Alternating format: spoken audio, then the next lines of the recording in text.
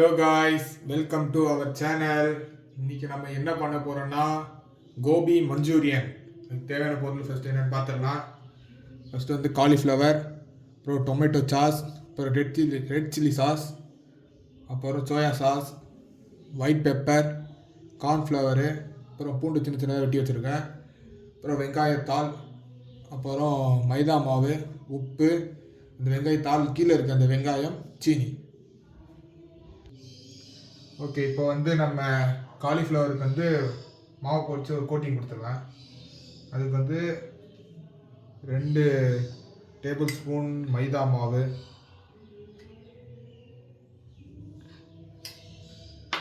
அப்புறம் 2 table spoon cornflour,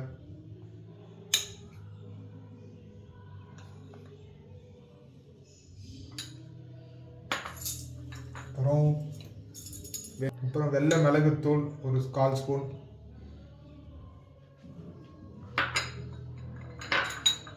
அப்புறம் ஒரு 1/4 ஸ்பூன் உப்பு, அப்புறம் கொஞ்சம் தண்ணி ஊற்றி இது கலந்துக்கலாம்.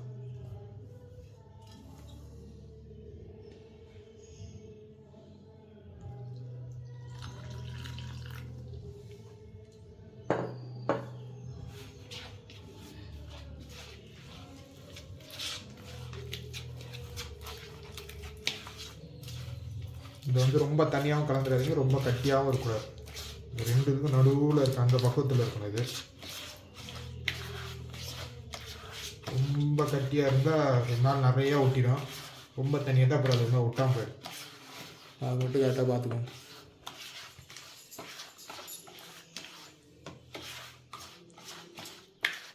இந்த பக்குவத்தில் இருக்கணும். ஓகே, இப்போ இதில் வந்து நான் ஒரு 2 நிமிஷம் சுடு தண்ணியில் போட்டு எடுத்து வச்சு காலிஃப்ளவர் உள்ளே போட்டுக்கலாம். சின்ன சின்னதாக வெட்டி வச்சுருக்கேன். இதுக்குள்ளே சேர்த்துக்கலாம்.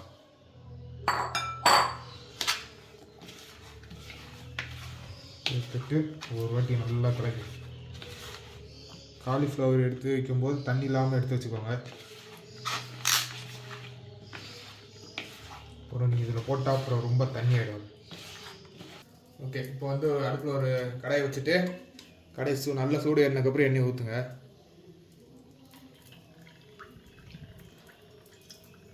ஆனால் இது பொரிக்கும் போது எண்ணெய் நல்லா சூடாக இருக்கணும். அப்போ தான் நல்லா மொறுமொறுன்னு வரும்.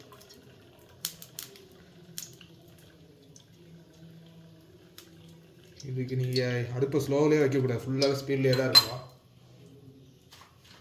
இந்த எண்ணெய் நல்லா சூடு ஏறட்டும். ஓகே, இப்போ எண்ணெய் சூடாகிடுச்சு. நம்ம இப்போது காலிஃப்ளவர் நம்ம மசாலா போட்டு வச்சதை ஒன்று நாவில் போட்டலாம். இதுவாக இந்த அளவுக்கு சூடாக இருக்கணும். அப்போ தான் நல்லா புரியும், ஒரு முருங்கு.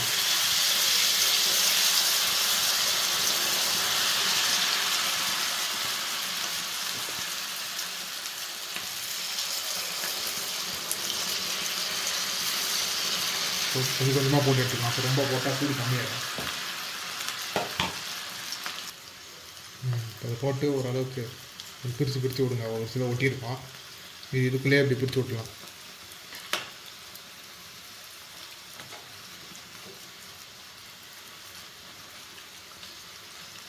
பார்த்து உஷாராக பண்ணுங்கள், அப்போ மேலே எண்ணெய் பட்டுற போகுது. ஓகே, இப்போ இதை எடுத்துடலாம். நம்ம அப்புறம் கூட தனியாக வச்சு பிரிச்சுக்கலாம். அது எடுத்துகிட்டு கூட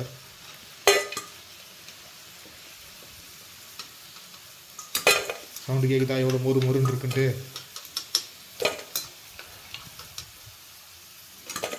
இந்த அளவுக்கு நல்லா மொறுன்னு பொரிச்சு எடுத்துக்கணும். அதை அப்போ தான் கோபி மஞ்சள் நல்லாயிருக்கும். இதே மாதிரி எல்லா பேட்சும் நம்ம பொரிச்சு எடுத்துக்கலாம். எல்லா பேட்சுமே கொஞ்சம் கொஞ்சமாக போடணும். அடுப்பும் ஸ்லோவில் வைக்கக்கூடாது, ஸ்பீடாகவே தான் இருக்கணும் அடுப்பு.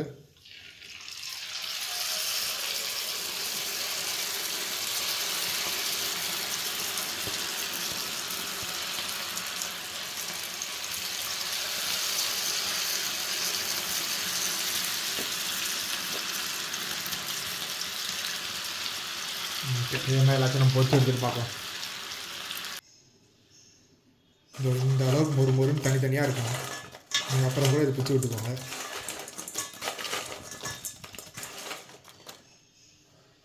ஓகே, இப்போ ஜஸ்ட்டு வந்து சாஸ் பண்ணிடலாம். நம்ம அதுக்கு வந்து ஃபஸ்ட்டு கொஞ்சம் எண்ணெய் ஊற்றிக்கலாம்.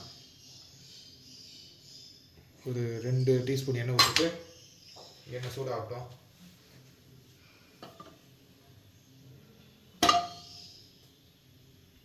இப்போ எண்ணெய் சூடாகிடுச்சு. இதில் வந்து இப்போது பூண்டு போட்டுக்கலாம்.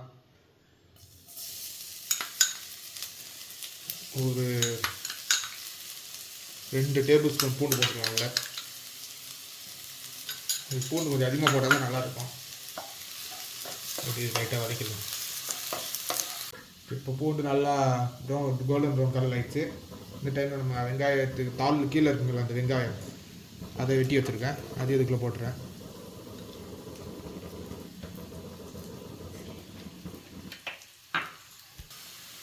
ஓகே, லைட்டாக வெங்காயம் போட்டு லைட்டாக வதங்கிடுச்சு. இந்த டைமில் நம்ம இது போட்டுக்கலாம். வெங்காயத்தாள் வெட்டி வச்சுருக்கிறது உள்ளே சேர்த்துடலாம். ஒரு கையளவு சேர்த்துக்கலாம் உள்ள.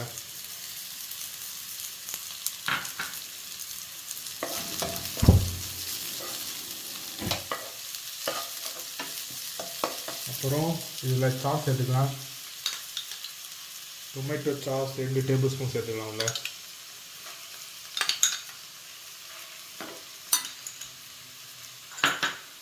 அப்புறம் இங்கே வந்து ரெட் சில்லி சாஸ் எடுத்துருக்கேன்.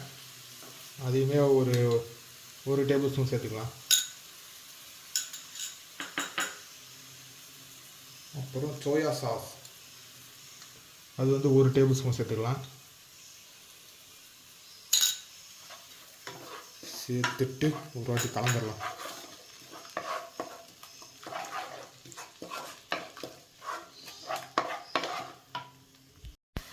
ஓகே, இப்போ வந்து ஒரு 1/2 ஸ்பூன் உப்பு போட்டுக்கலாம். ஏற்கனவே அது கொஞ்சம் உப்பு போட்டோம். கொஞ்சம் சாஸுக்கு மட்டும்தான் உப்பு. அப்புறம் அதே மாதிரி ஒயிட் பெப்பர் அதுவுமே ஒரு 1/2 ஸ்பூன் உள்ள போட்டுக்கலாம்.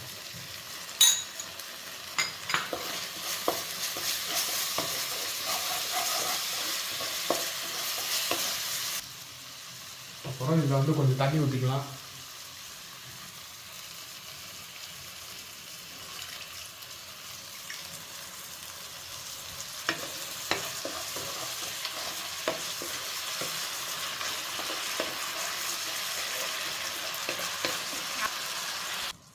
ஓகே, இந்த டைமில் ஒரு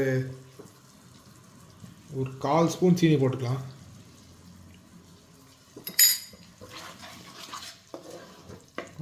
சீனி போட்டு இங்கே வந்து நான் 1 டேபிள் ஸ்பூன் கார்ன்ஃப்ளவர் போட்டு கொஞ்சம் தண்ணி ஊற்றி நல்லா கட்டி இல்லாமல் கலந்து வச்சுருக்கேன். அதையும் இதுக்குள்ளே ஊற்றிடலாம்.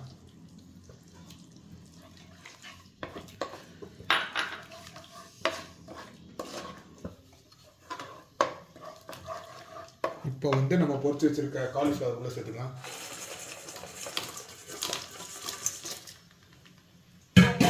சேர்த்துட்டு இது ஒரு வாட்டி கலந்துடலாம்.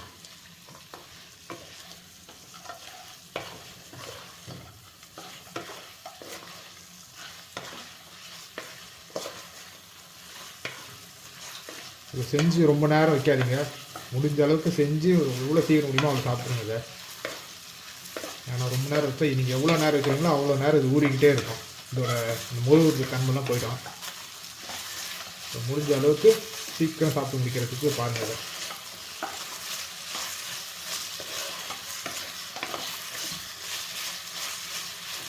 அவ்வளோதான், அடுப்பு ஆஃப் பண்ணிவிட்டு இதை சாப்பிட்றதுக்கு ரெடி. இது